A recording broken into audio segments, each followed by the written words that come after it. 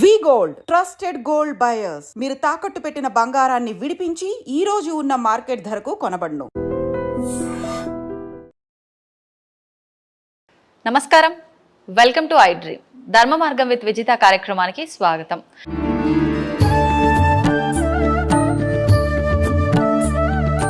నమస్కారం అండి. నమస్తే అమ్మా. గురువు గారు, స్వామివారికి పచ్చకర్పూరంతో బొట్టు పెట్టడం అనేది చూస్తుంటాం నామం లాగా. అయితే అసలు నిజంగా ఈ బొట్టు పెట్టడం వెనకాల ఉద్దేశం ఏంటి? ప్రత్యేకించి పచ్చకర్పూరంతో బొట్టు అంటే నాకైతే వినటానికి కొంచెం కొత్తగానే ఉంది. నిజంగా స్వామివారికి ఈ బొట్టు పెట్టే విధానం అంతా కూడా ముందు నుంచే ఉందా, లేదంటే ఒక్కొక్కరు ఒక్కొక్క రకంగా అలంకరించుకుంటారు కదా స్వామివారిని, అందులో భాగంగా ఇది విధానం సాగుతుందా? దాని గురించి ఏం చెప్పొచ్చు అంటారు? అంటే రామానుజాచార్యులు వారు ప్రథమంగా అప్పటి నుంచి కూడా అంటే ఏదైతే స్వామివారికి కేవలం ఈ నుదుట ఏదైతే ఉంటుందో ఈ భాగం దగ్గర, తర్వాత చుబుకం దగ్గర కూడా అప్పట్లో ఏమైంది అంటే కనుక ఈయనే చూడండి, ఈయన భక్తుడు ఈయనకి కావాల్సిన సేవ చేద్దామని వెళ్తూ ఉంటే ఈయన భక్తుడు ఇబ్బందుల్లో ఉన్నారని ఈయన చిన్నపిల్లాడి వేషంలో వెళ్ళి నేను సహాయం చేస్తాను అని చెప్పేసి అంటే కాదు అని చెప్పేసి ఆయన ఒక గుణపం విసరడంతో తగులుతుంది. అప్పుడు పచ్చకర్పూరం అప్పటి నుంచి కూడా ఆయనకు పెడితే చలవ చేస్తుంది అని.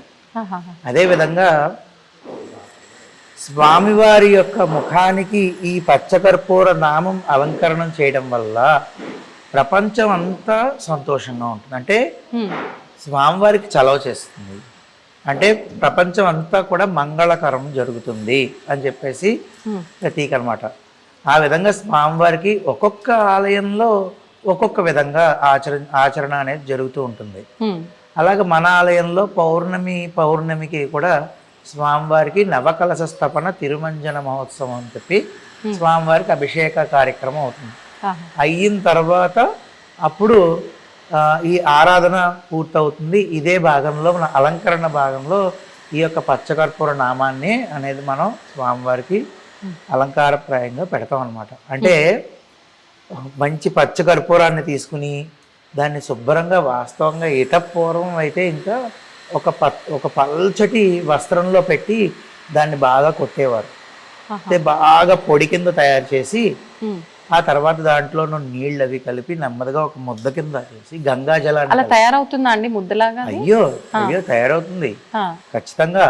మేము పెడుతూనే ఉంటాం కదా. ఒక్కొక్కసారి స్వామివారి ఏదో ఒక మాల అలంకారం చేస్తుండగానే అంటే నా గుడి వరకు చెప్తున్నాను, మిగిలిన గురించి కాదు. పౌర్ణమికి పెడతా ఉంటాను కదా నేను. అప్పుడప్పుడు ఒక్కొక్కసారి టక్మని వదిలేస్తారు.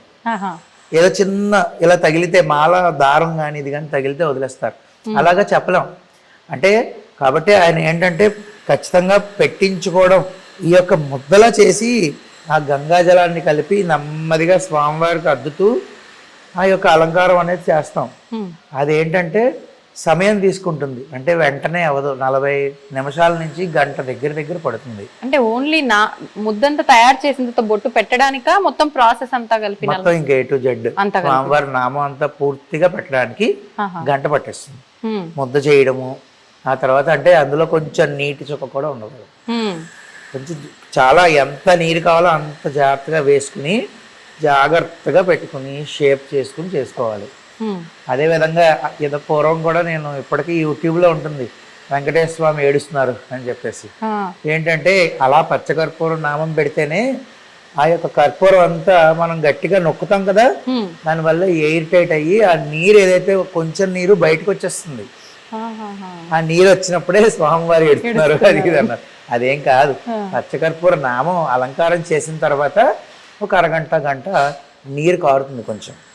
ఆ నీరు కారిన తర్వాత అది అలాగా స్వామివారు గట్టిగా అలా ఉంచుకుంటారన్నమాట. అది ఎవరైనా సేవ చేయించుకుంటే, ఉదాహరణకి మీరున్నారనుకోండి, మా స్వామివారికి ఈ నెల పచ్చకర్పూరం సేవ నేను చేయించుకోవాలనుకుంటున్నానండి అన్నారనుకోండి, అది మీ గోత్రనామాల మీద మేము పెడతాం.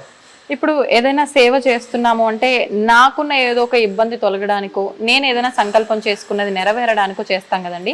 ఇప్పుడు ఇది చేయటం వల్ల ఎటువంటి ఫలితం ఉంటుంది చేయించుకున్న వాళ్ళకి? ఎటువంటి కార్యక్రమం అంటే చాలా ఇబ్బంది కలుగుతున్నటువంటి పనులు ఏవైతే ఉన్నాయో అంటే ఆటంకాలు విపరీతంగా ఉంటాయి చూసారా, అటువంటివన్నీ కూడా తొలగిపోతాయి ఖచ్చితంగా. అంతేకాకుండా కోర్టు కేసులు ఇటువంటివన్నీ కూడా, అంటే ముందు మన ఇల్లు చల్లబడుతుందండి. ఇల్లు చల్లబడడం అంటే మనకి అధికమైన ఇబ్బంది కలిగిన పనులు ఏవైతే ఉన్నాయో అవన్నీ క్లియర్ అవ్వడానికి మార్గాన్ని స్వామివారు చూపిస్తారు. అదేవిధంగా మీరు ఉదాహరణకి మీరు చేసుకున్నారు అనుకోండి సేవ, సంకల్పంలో మీ గోత్రం నామం చెప్పేసి మీకు కోరిక ఏదైతే ఉందో అది విన్నవించి స్వామివారికి శుభ్రంగా అలంకారం చేస్తాం. ఎవరు లేరు అనుకుంటే ఆలయ వ్యవస్థ ఉంటుంది కాబట్టి ఆలయ వ్యవస్థ ద్వారానే లోక కళ్యాణార్థం చేసేస్తాం. మళ్ళీ అది విడిచిపెట్టినప్పుడు కూడా స్వామివారు మళ్ళీ తీసినప్పుడు మళ్ళీ పౌర్ణమికి తీస్తాం. అంటే ఇక్కడ మన ఆలయంలో సో అది తీసినప్పుడు ఒక్కొక్కసారి అలాగా అచ్చులాగా ఇచ్చేస్తే మీరు సేవ చేయించుకున్నారు కదా, మీకు బహుకరిస్తాం. ఆ నెలంతా స్వామివారికి ఉన్నటువంటి ఈ పచ్చకర్పూర బొట్టు ఏదైతే ఉందో అది మీకు మీకే ఇచ్చేస్తాం.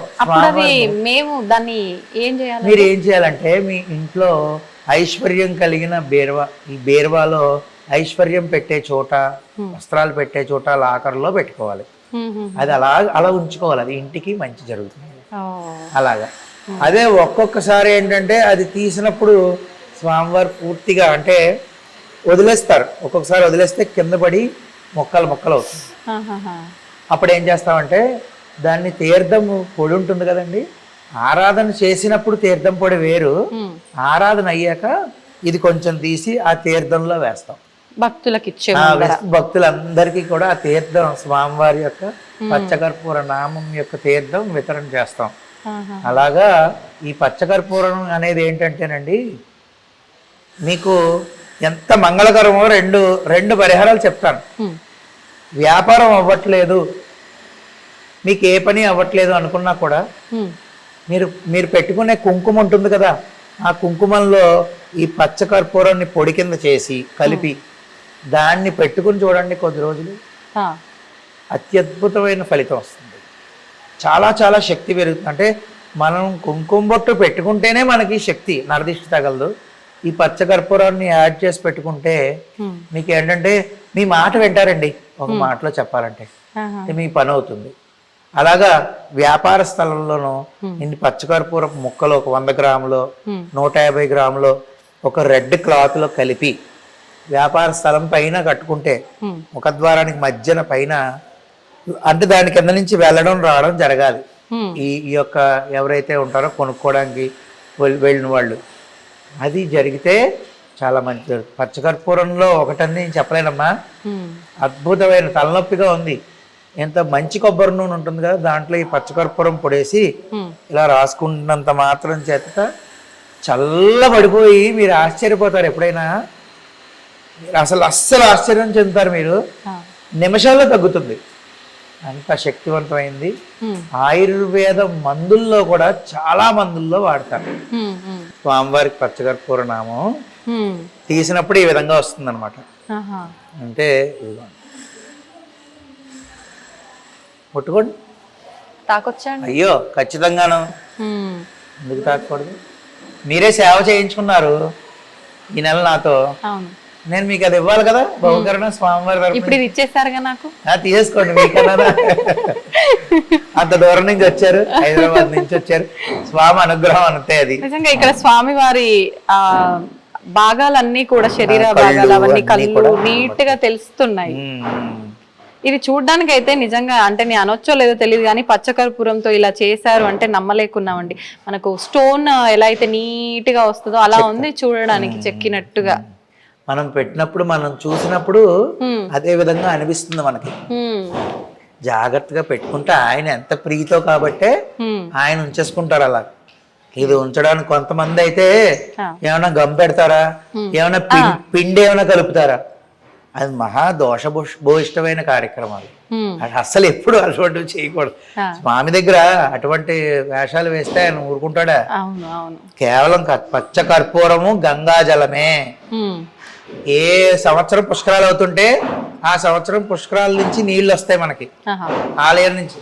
ఆయన రప్పించుకుంటాడు, మందేముంది కానీ ఆ నీళ్లు వాడుతూ ఉంటాం అలా జాగ్రత్తగా దాచి. ఎప్పటికప్పుడు గంగా జలం వస్తుంది, యమునా జలం వస్తుంది, అక్కడి నుంచి అవి కలిపి చేసి పెడతాం.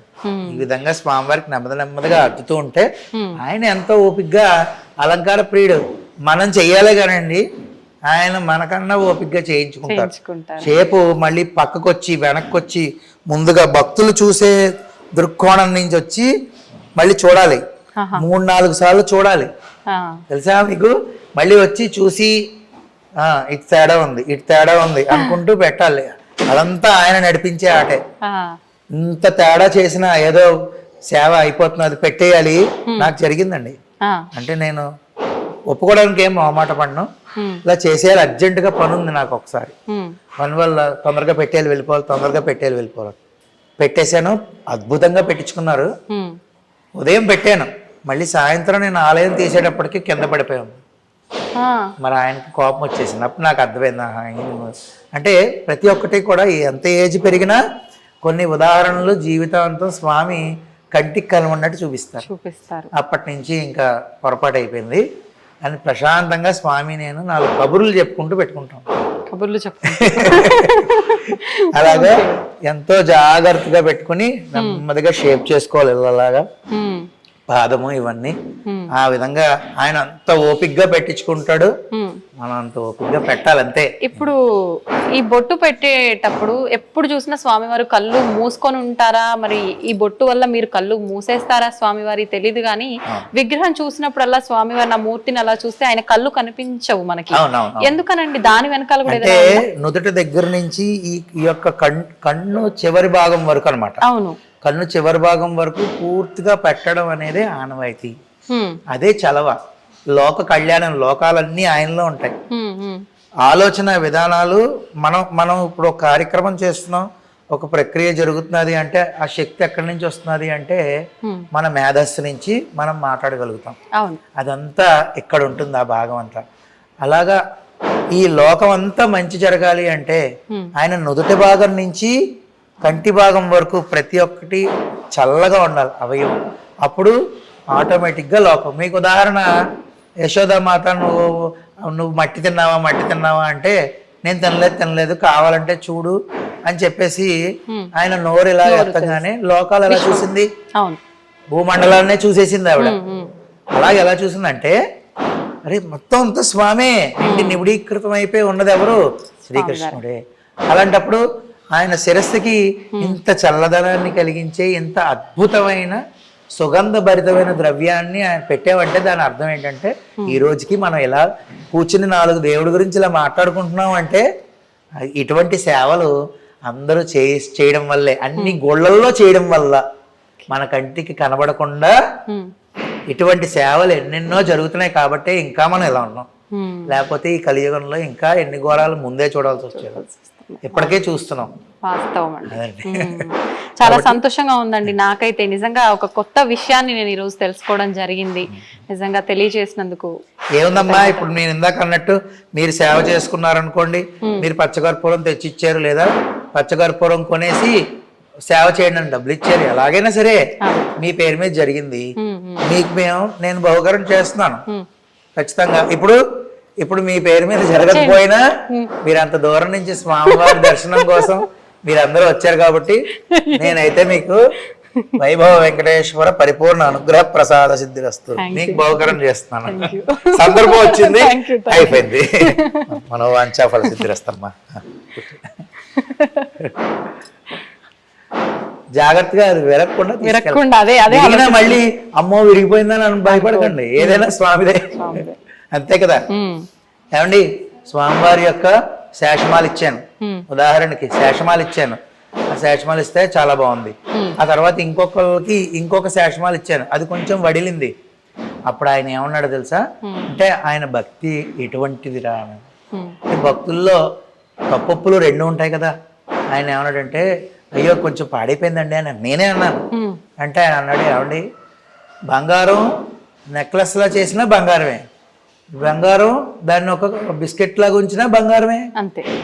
ఇది వడిలిపోయినా స్వామివారి మాలే, ఆయనకి మీరు మంచి చేసినా అది స్వామివారి మాలే. ఈ వడిలిపోయిందే నా దగ్గరికి వచ్చింది, అంతకన్నా సంతోషం నాకేముందండి అన్నాడు. నిజమే కదా మరి. అంత గొప్ప మనసు ఉండాలి అలా ఆలోచించే. అది నేను ఆ భక్తుడిని చూసి తెగ ముడిచిపోయాను. అలాగా అది విరిగిపోయినా ఏం దోషం లేదు, శుభ్రంగా ఇంట్లో అసలు పెట్టుకోవడం. భయపడినట్టు. ఇందాక చెప్పాడు. అంటే చెప్పలేం, ప్రయాణం చేస్తున్నప్పుడు ఏదేమైనా అవ్వచ్చు. ఏం మీరు అన్నది పర్లేదు. వాస్తవము. నేను మీకు దానికి సేఫ్టీగా ఉండే బాధ్యతగా ఇస్తానులేండి. అలాగే. వస్త్రంలో పెట్టిస్తాను, వస్త్రంలో పెట్టి జాగ్రత్త పెట్టుకున్నారు కానీ థ్యాంక్ యూ అండి. చేసుకున్నారేనమ్మా.